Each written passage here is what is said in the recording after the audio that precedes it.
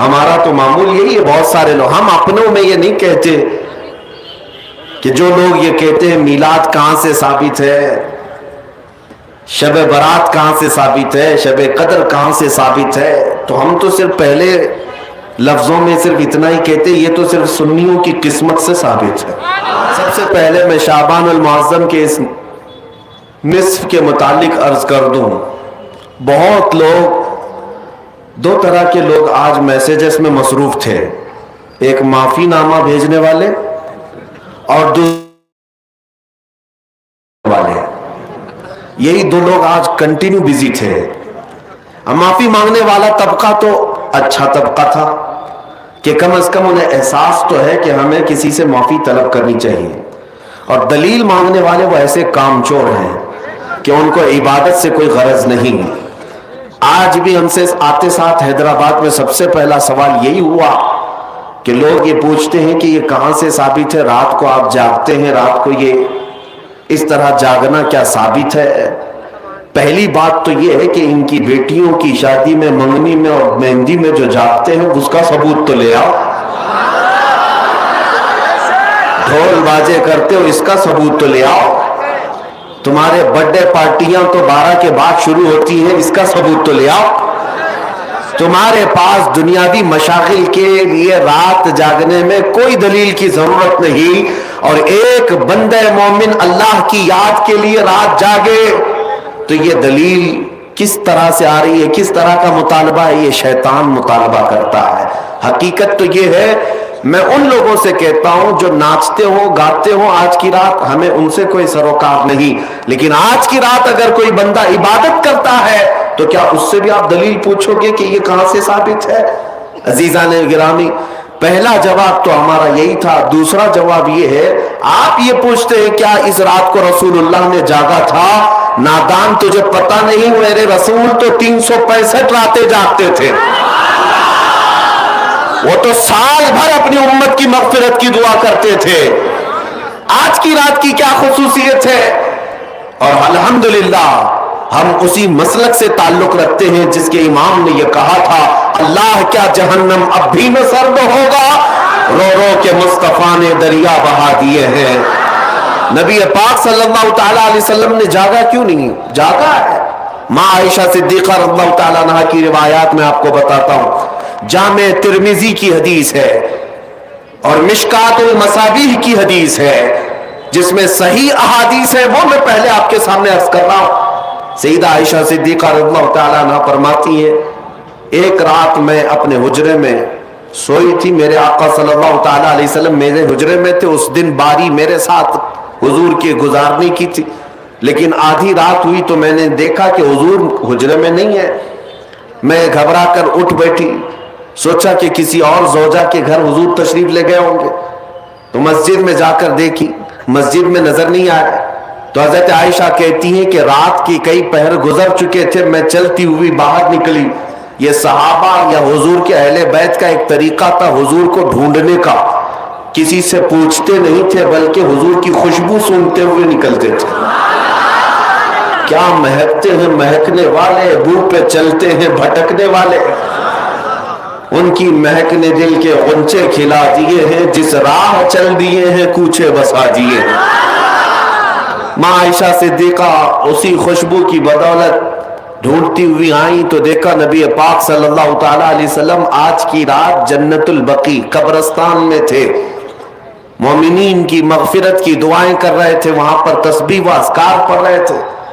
پھر تھوڑی دیر کے بعد حضرت عائشہ اپنے گھر واپس آئیں حجرے میں, تو ان کے جسم کے اندر گرمی تھی, حرکت تھی.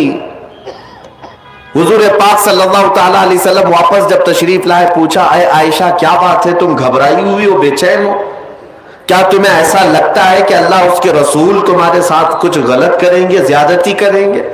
حضرت عائشہ کہتی ہیں ہرگز نہیں یا رسول اللہ, میں نے یہ سوچا تھا کہ آپ شاید کسی اور زوجہ کے گھر گئے ہوں گے. نبی پاک صلی اللہ تعالیٰ علیہ وسلم حضرت عائشہ سے فرماتے ہیں اتدرین هذه اللیلہ, عائشہ آج کی رات کے بارے میں تو جانتی ہے یہ کون سی رات ہے؟ ماں عائشہ صدیقہ نے پوچھا یہ کون سی رات ہے؟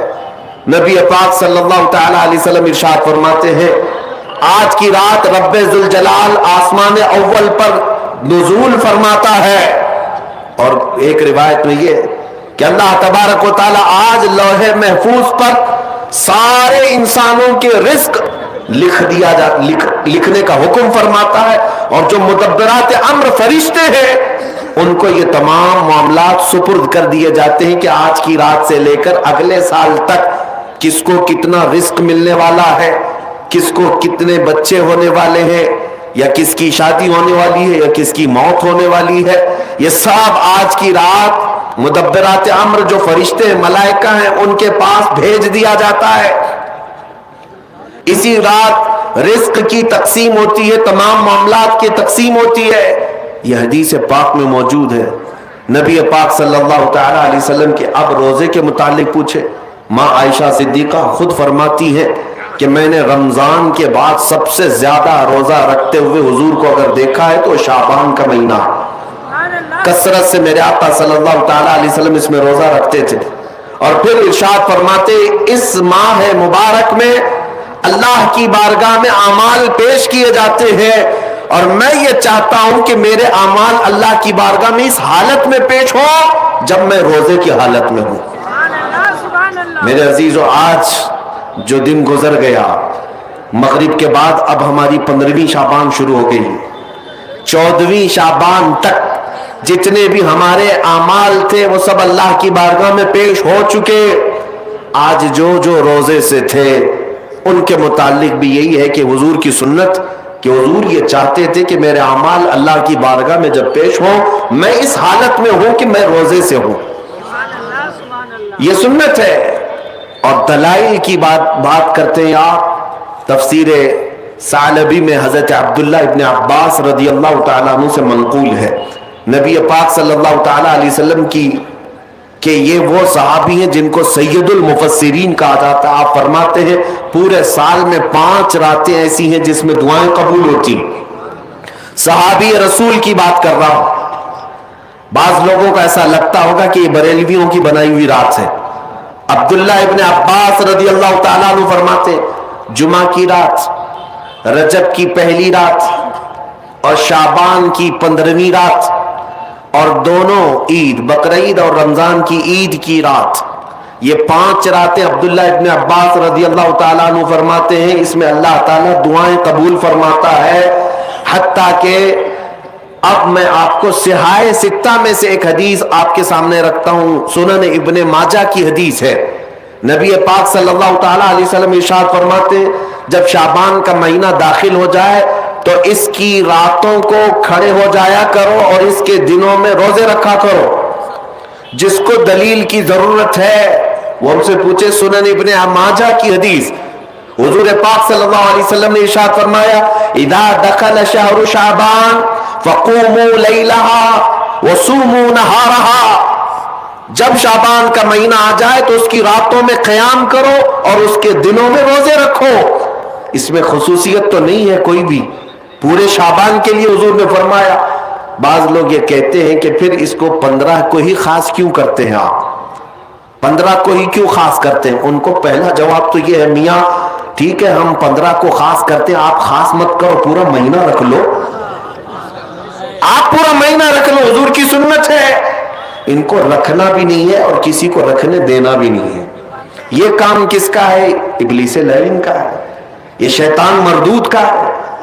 اسی لیے میرے عزیزوں دلائل بہت سارے ہیں. جامع ترمذی کی حدیث میں آپ کے سامنے عرض کر رہا تھا، اور تفسیر ساوی علی جلالین ایک روایت میں آپ کے سامنے پیش کرتا ہوں. شعبان کی عظمت کیا ہے سنیے. اس میں جو روایت ہے تفسیر ساوی میں فرماتے ہیں کہ رسول کریم صلی اللہ علیہ وسلم 13 شعبان کی رات کو کھڑے ہوئے. اور یہ مہینہ اسی لیے زیادہ افضل بھی ہے کہ یہ مہینہ میرے مصطفیٰ کا مہینہ ہے، اور یہ سرکار غوث پاک رضی اللہ تعالیٰ عنہ کا فرمان غنیت الطالبین میں ہے کہ شعبان کا مہینہ رسول اللہ کا مہینہ ہے، کثرت سے اس میں اپنے رسول کو یاد کرو. اب میں آپ کو بتا رہا ہوں جو روایت تفسیر الساوی میں ہے، 13ویں شعبان کو نبی پاک صلی اللہ علیہ وسلم رات میں کھڑے ہوئے اور کیا کیا توجہ. آج لوگ دلیل پوچھ رہے ہیں اپنے نبی کو یاد کرنے کے لیے. 13ویں شعبان کو میرے آقا کھڑے ہوئے اور رات بھر مولا کریم کی بارگاہ میں یہ عرض کرنے لگے, مولا میری امت کی بخشش میرے حوالے فرماتے. حضور نے 13ویں شعبان کو یہ دعا کی تو روایت میں کہ اللہ تعالیٰ نے اجازت عطا کی کہ آپ کی 1/3 امت کی بخشش آپ کے حوالے, آپ شفاعت کر سکتے ہیں. 1/3 1/3 امت کی سفارش آپ کر سکتے ہیں. 14ویں رات کو پھر میرے آقا صلی اللہ علیہ وسلم کھڑے ہوئے, رات بھر عرض کرنے لگے, مولا میری امت کی شفاعت میرے حوالے کر دے, ان کی بخشش میرے حوالے کر دے. اللہ رب العزت نے 14ویں شعبان میں نبی پاک صلی اللہ تعالی علیہ وسلم کو حکم فرمایا 2/3 امت کی بخشش کی شفاعت سفارش آپ کے حوالے ہے. 2/3 امت کی سفارش آپ کر سکتے ہیں. نبی پاک صلی اللہ تعالی علیہ وسلم کیا اس پر بھی راضی تھے, بلکہ 15ویں شعبان کی رات آئی, یہ رات, یہ تیسری رات تھی. نبی پاک صلی اللہ علیہ وسلم پھر کھڑے ہوئے اور آج کی رات کھڑے ہو کر نبی پاک صلی اللہ علیہ وسلم نے پھر وہی دعا کی, مولا میری بقیہ امت کی سفارش میرے حوالے فرما دے. آج کی رات رب ذوالجلال نے اپنی رحمت کے پورے دروازے کھول دیے اور ارشاد فرمایا, اے محبوب آپ کی پوری امت کی سفارش آپ کے حوالے ہے, سوائے اس مشرک کے, سوائے اس کافر کے جو آپ سے منہ پھیر کر بھاگتا ہے, اس کی سفارش آپ کے حوالے نہیں. اس کا حساب تو اللہ قیامت کے دن خدا تک لے گا. آج کی رات میرے عزیزوں, میرے نبی پاک صلی اللہ تعالی علیہ وسلم کو مکمل شفاعت کرنے کا اختیار دیا گیا ہے. پوری امت کی شفاعت, پوری امت کی شفاعت. شفاعت کا مطلب کیا ہے؟ اللہ کی بارگاہ میں سفارش کریں گے, سفارش کریں گے. بخشنا تو مولا کا ہی کام ہے, مغفرت تو رب تعالیٰ کی شان ہے. اب سنیے, حضرت عبداللہ ابن عباس رضی اللہ تعالیٰ عنہ سے منقول جو حدیث میں نے آپ کو بتائی, 5 راتیں جو دعاؤں کی قبولیت کی ہیں, اسی طرح آپ سے ایک اور روایت ہے. آپ نے فرمایا کہ آج کی رات اللہ تبارک و تعالی اتنے لوگوں کو معاف فرماتا ہے, یہ ترمذی کی حدیث ہے, اتنے لوگوں کو معاف فرماتا ہے کہ بنو کلب ایک قبیلہ تھا جس کی بکریوں کے بال ہیں, اتنے لوگوں کو اللہ جہنم سے آزاد فرماتا ہے. یہ ساری حدیثیں پڑھنا چاہیں تو کتابوں میں موجود ہیں. میں آپ کو صرف چکھا رہا ہوں اس لیے کہ آپ بھی یاد نہیں رکھیں گے. الحمدللہ یہاں پر سنیوں کا مجمع ہے اور اکثر ہمارا معمول یہی ہے, ہمارا تو معمول یہی ہے. بہت سارے لوگ, ہم اپنوں میں یہ نہیں کہتے کہ جو لوگ یہ کہتے ہیں میلاد کہاں سے ثابت ہے, شب برات کہاں سے ثابت ہے, شب قدر کہاں سے ثابت ہے, تو ہم تو صرف پہلے لفظوں میں صرف اتنا ہی کہتے, یہ تو صرف سنیوں کی قسمت سے ثابت ہے. یہ ہماری قسمت میں لکھا ہوا ہے, یہ ہماری قسمت میں لکھا ہوا ہے کہ اللہ تبارک و تعالیٰ یہ موقع عطا فرماتا ہے گاہے بگاہے اور بندے اس کو یاد کر لیتے ہیں. عزیزان گرامی اوقات, اور ایک حدیث, کیا قبرستان جانا چاہیے نہیں جانا چاہیے, اس پر بھی بڑے اعتراضات ہیں. خزانۃ الروایات بحوالہ فتاوی رضویہ شریف اعلیٰ حضرت نے بھی نقل فرمایا کہ آج کی رات روحیں تمہارے گھروں میں آتی ہیں. قبروں پر جتنے بھی آرام کر رہے ہیں ان کی روحیں تمہارے گھروں پر آتی ہیں, اور جو گھر میں ذکر و اذکار ہو, عبادات ہو اور انہیں ایصال کیا جاتا ہے, وہ لے کر قبرستان واپس جاتی ہیں اور اپنے پڑوس میں فخر کرتی ہیں کہ میرے گھر والوں نے مجھے یہ دیا, میرے گھر والوں نے مجھے یہ تحفے دیے. آج کی رات روحوں کے عید کی بھی رات ہے, لیکن وہ روحیں جن کے گھر والے انہیں کچھ نہیں دیتے, واپس قبرستان جاتے ہوئے یہ کہتے ہوئے جاتی ہیں اللہ تمہارا اس سے بھی برا حال کرے. وہ انہی لوگوں کو کوس کر جاتی ہوں گی جو دلیل بار بار پوچھتے رہتے ہیں. الحمدللہ ہر سنی 2 رکعت نفل تو آج پڑھتا ہی ہے, قبرستان سے گزرتے ہوئے سلام تو کرتا ہی ہے, ہم اپنے بزرگوں کو بھولنے والوں میں سے نہیں ہیں، جن کو بار بار دلیلوں کی ضرورت ہے ان کی روحیں آ کر کوس کر جاتی ہوں گی۔ بہرحال یہ شعبان المعظم کا مہینہ، جس کے متعلق تاریخ یہ ہے کہ ایک تاریخ میں آپ کو بتاؤں، اس مہینے کی ایک اور تاریخ ہے کہ سیدنا موسیٰ علیہ الصلوۃ والتسلیم کو نبوت اس مہینے میں ملی، حضرت ابراہیم خلیل اللہ کو اللہ نے نور معرفت اس مہینے میں دیا۔ اس سے بڑی چیز یہ ہے نبی پاک صلی اللہ تعالی علیہ وسلم اسی مہینے میں مکہ والوں کے مطالبے کی وجہ سے اپنا اشارہ چاند کی طرف کر کے 2 ٹکڑوں میں تبدیل فرمایا تھا۔ تو شق القمر کا جو معجزہ میرے آقا کا ہے وہ شعبان المعظم میں پیش آیا، وہ شعبان المعظم میں آیا ہے۔ میں یہ اس لیے عرض کر رہا ہوں کہ لوگوں کو انڈیپینڈنس ڈے یاد تو ہے، ریپبلک ڈے تو یاد ہے۔ آج پوچھتا ہوں میں کہ 15 اگست ہماری آزادی کا دن ہے، ہر سال مناتے ہیں۔ ارے میاں 1947 میں آزاد ہوا تھا نا، تو ابھی تک کیا ہے؟ یا ہر سال آزاد ہو رہا ہے؟ ہر سال آزاد ہو رہا ہے؟ نہیں، ایک بار ہوا تھا لیکن اس کی خوشی اب تک منائی جا رہی ہے۔ اس پر کسی کو اعتراض نہیں، میاں ہم بھی مناتے ہیں، ہمیں بھی خوشی، ہم اسی ملک میں رہتے ہیں۔ لیکن جن کو شب برات نہیں منانا، شب معراج نہیں منانا، شب عید میلاد نہیں منانا، ان کے مدرسوں پر تو جھنڈے 15 اگست کو پورے دن بھر لہراتے رہتے ہیں۔ کیوں؟ اس لیے کہ ڈر ہے حکومت پر جو بیٹھے ہوئے ہیں۔ بس فرق اتنا ہے، دلیل پوچھنے والے اپنے آقاؤں سے ڈرتے ہیں اور سنی اپنے آقا سے محبت کرتے ہیں۔ تمہارا آقا تمہیں مبارک، ہمارا آقا ہمیں مبارک۔ الحمدللہ ہم اللہ اور اس کے رسول کی رضا کے لیے جی رہے ہیں اور نبی پاک صلی اللہ تعالی علیہ وسلم کی محبت کے لیے جی رہے ہیں۔ اقبال نے سچ کہا تھا، ڈاکٹر اقبال نے، ہمیں کرنی ہے شہنشاہ بطحا کی رضا جوئی، ہمیں کرنی ہے شہنشاہ بطحا کی رضا جوئی۔ وہ اپنے ہو گئے تو رحمت پروردگار اپنی، وہ اپنے ہو گئے تو رحمت پروردگار اپنی۔ آج مجھے پتا ہے میرے عزیزوں کچھ باتیں اور میں وقت کے تقاضے کے عین مطابق ہیں آپ کو عرض ضرور کروں گا۔ آپ کبھی یہ مت سمجھنا کہ مجھے بڑا مجمع مل جائے تو میں کچھ بھی بول لیتا ہوں۔ میرے پاس 4 لوگ بیٹھے ہوں تب بھی میں وہی بات کروں گا، اور 4 لاکھ لوگ بیٹھے ہوں تب بھی میں وہی بات کروں گا، اس لیے کہ میں سامنے مجمع کو دیکھ کر نہیں بولتا، میں مکین گنبد خضرا کو دیکھ کر بولتا، ان کی رضا کو مد نظر رکھ کر کے کہ نبی پاک صلی اللہ تعالی علیہ وسلم ان کی شریعت پر کوئی آنچ نہ آنے پائے، ہم اس پر بولتے رہیں گے۔ اب اس سلسلے میں کوئی بھی چہرہ آ جائے ہمیں اس سے غرض نہیں ہے، ہمیں اس سے غرض نہیں۔ سنیوں اپنا عقیدہ اتنا مضبوط رکھو، اتنا مضبوط رکھو۔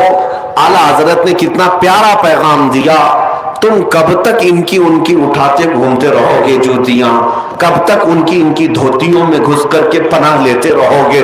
ان کے حالات ایسے ہیں کہ آج ہے کل نہیں ہے، اور اس کے بعد یہ بدلتے تخت تمہیں مجبور کر ڈالیں گے، تم کہیں کے نہیں رہ جاؤ گے۔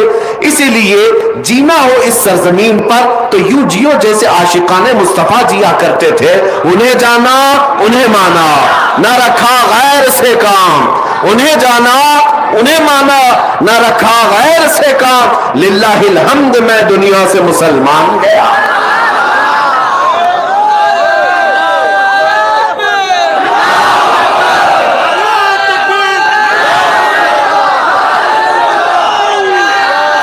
توجہ، میں آج آپ کے سامنے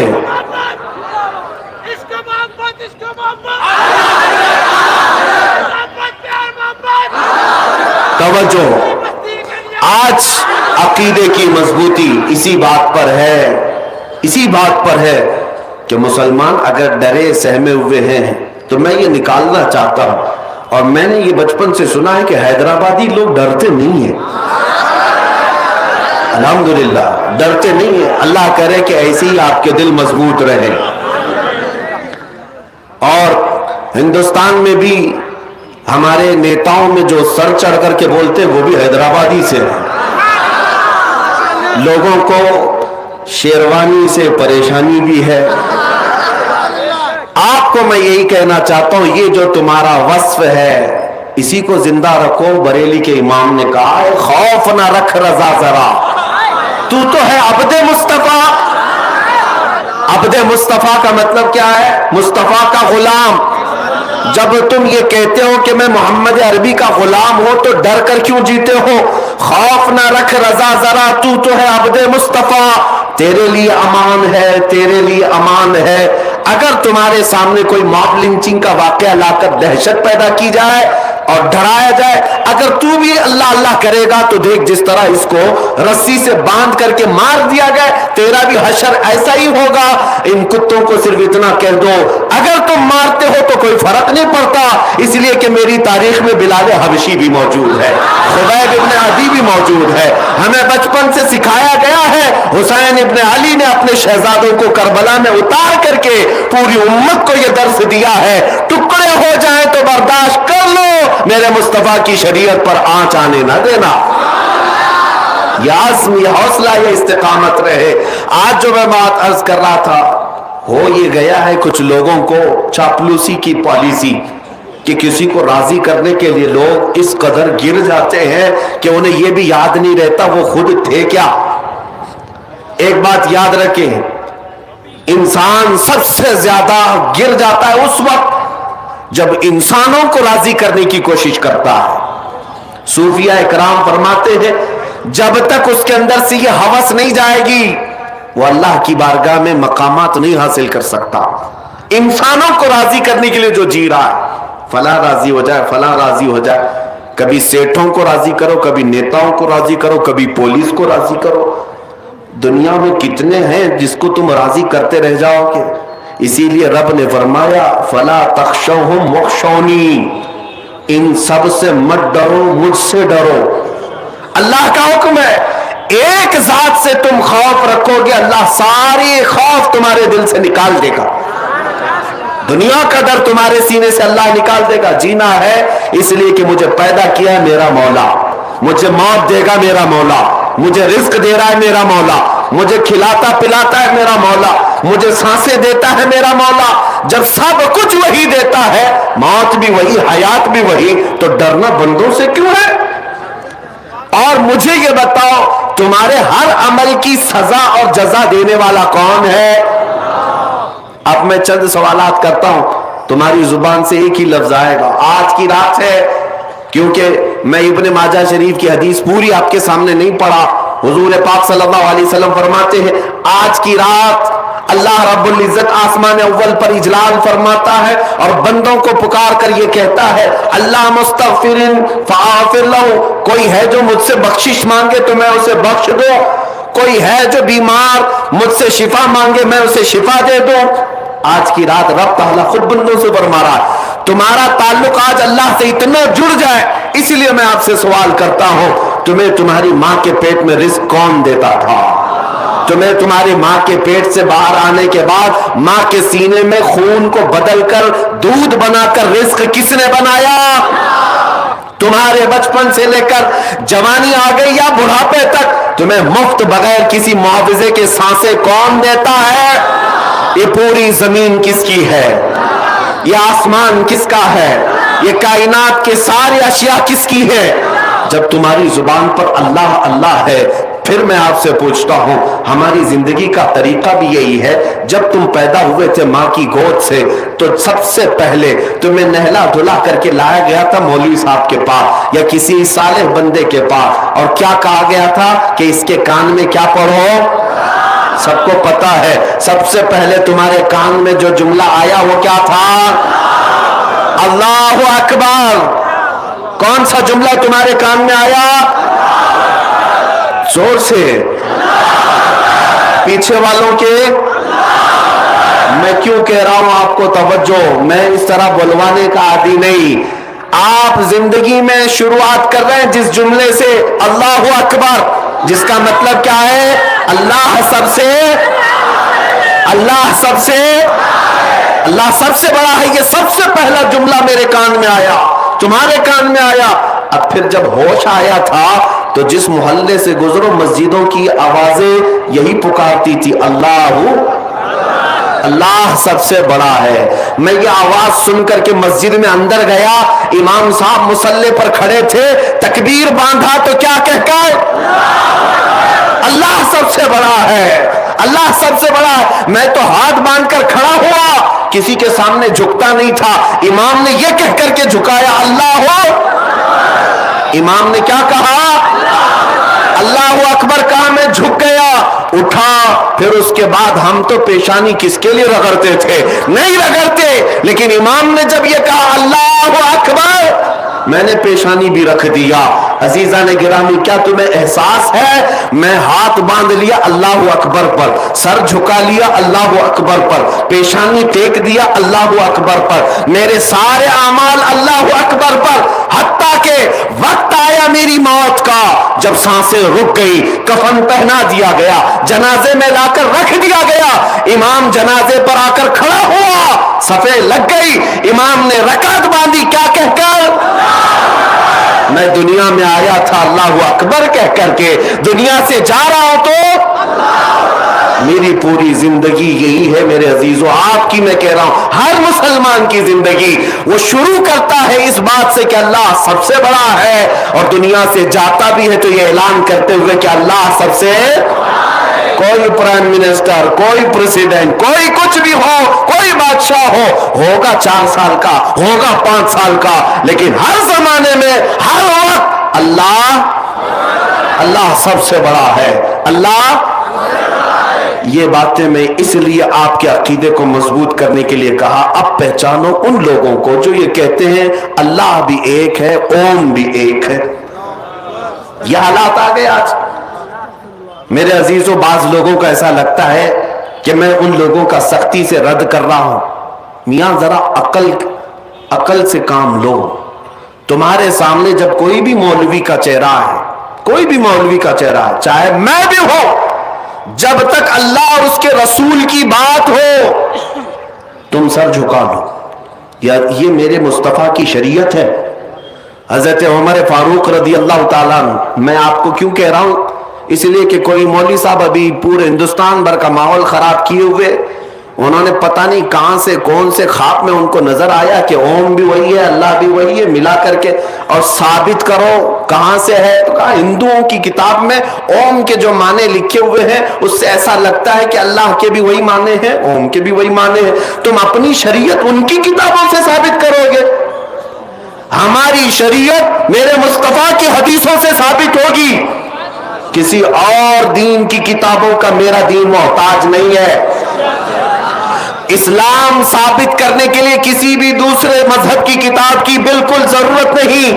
اسلام کے پاس کیا کمی ہے؟ کون سی دلیل نہیں ہے؟ پیدا ہونے سے لے کر قبر میں جانے تک کا ہر مسئلہ اگر کسی دین میں موجود ہے تو وہ میرے مصطفیٰ کی شریعت میں۔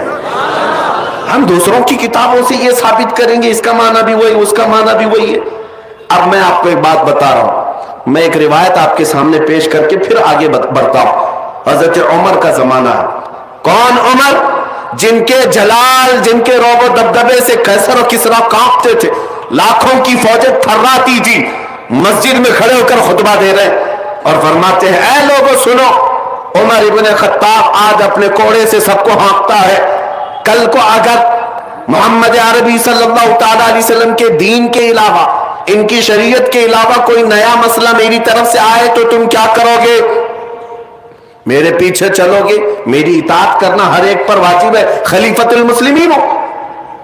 تو ایک غریب صحابی دیہات کے رہنے والے کھڑے ہو گئے مجمع میں، کہا اے عمر ابن خطاب، جب تک آپ رسول اللہ کی شریعت بول رہے ہیں ہمارا ہر عضو تمہارے لیے قربان ہے، اور جہاں میرے مصطفیٰ کی شریعت سے ہٹ کر بات کرو گے تو تلوار نکال کر بتاتے یہ تلوار ہوگی اور تمہاری گردن ہوگی۔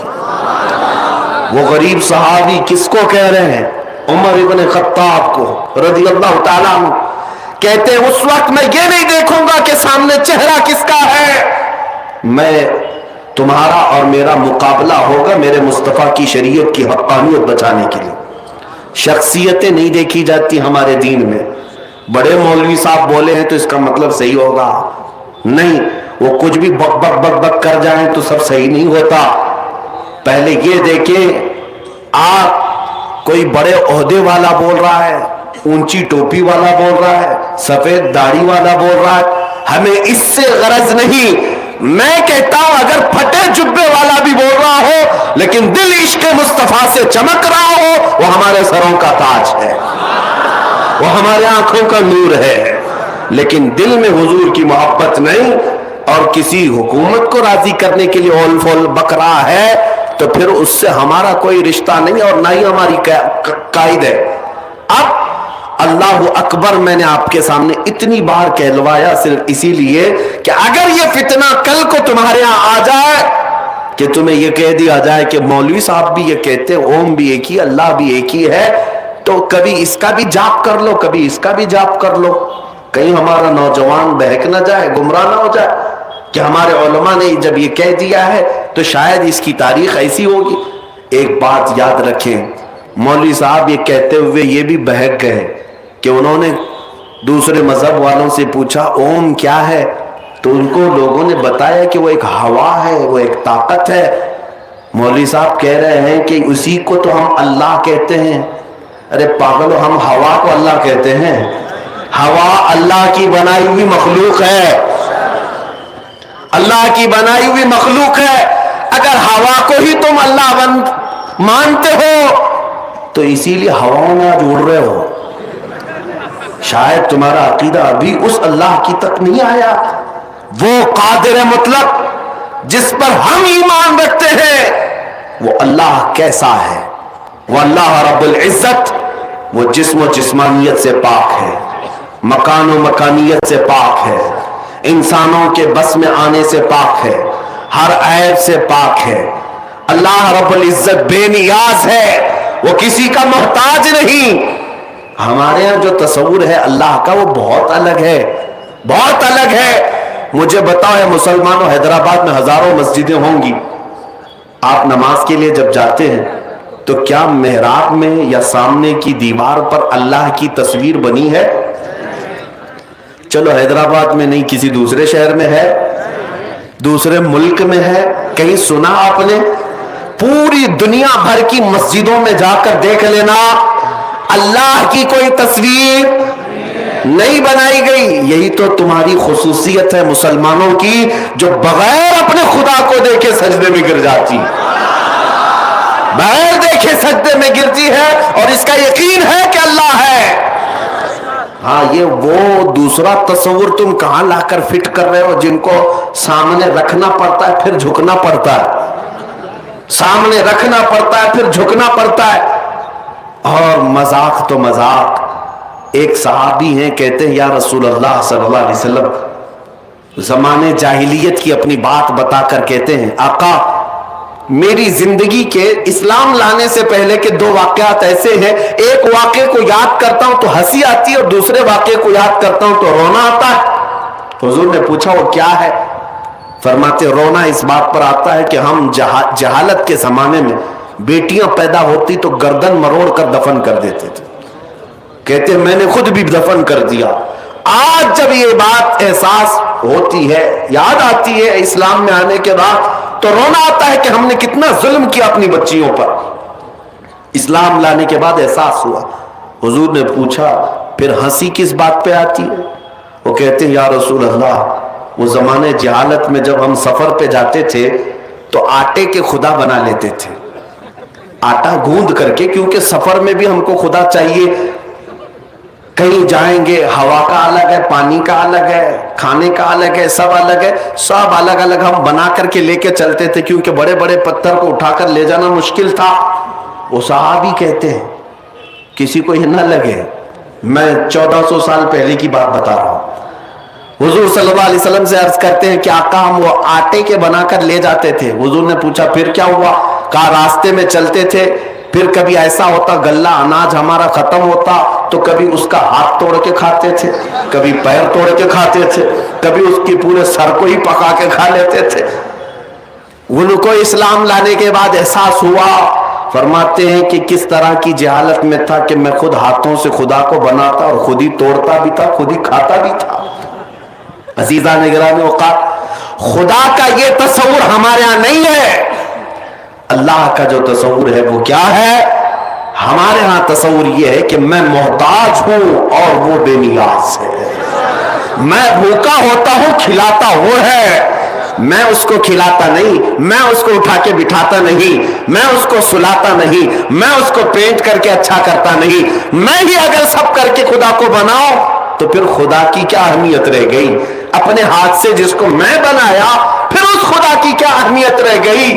بلکہ ہمارا عقیدہ یہ ہے میرے بال نہیں تھے، بال بھی میرے مولا نے بنائے، میری آنکھ نہیں تھی، آنکھ بھی مولا نے دیا ہے، میرے ہاتھ نہیں تھے، ہاتھ بھی رب نے دیا ہے، میں تو نطفے کا ایک بوند تھا، میرے جسم میں ہڈیاں اس نے دی ہیں، گوشت اس نے دیے ہیں، چمڑیاں اس نے دی ہے، اور زندگی گزارنے کا بھی ہمارا سلیقہ یہی ہے۔ ہم یہی عرض کرتے ہیں کہ ہم سوتے تو ہیں، اٹھاتا وہی ہے، ورنہ ہماری کسی کی طاقت نہیں۔ پانی پی تو لیتے ہیں، نکالنے کی طاقت ہمارے اندر نہیں جب تک مولا نہ چاہے۔